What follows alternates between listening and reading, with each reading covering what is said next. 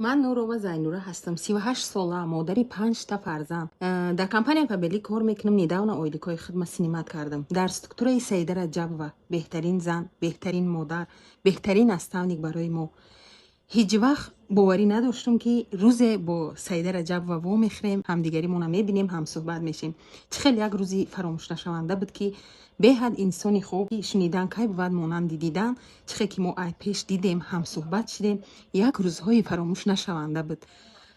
баъд духтарако ма беғарзи Фабелик дар хонаи ҳиндуҳо кор мекунам. ҳам повур, ҳам уборка, ҳамаи кори хонаи ҳамво дар гардаи май. Гул мекорум, уҷа кампири ҳиндира нигаҳ мекунам. Хулас ма дар дуҷо кор мекунам. Недавна конференсия буд дар Тоҷикистон, ма рафта натонистам. Ҳамаи духтаракои ма рафт. Саида Раҷабова бо вақти хуш, ба пешвози хуш духтаракои мара қабул кард. ҳеҷ вақт фаромӯш намекунам.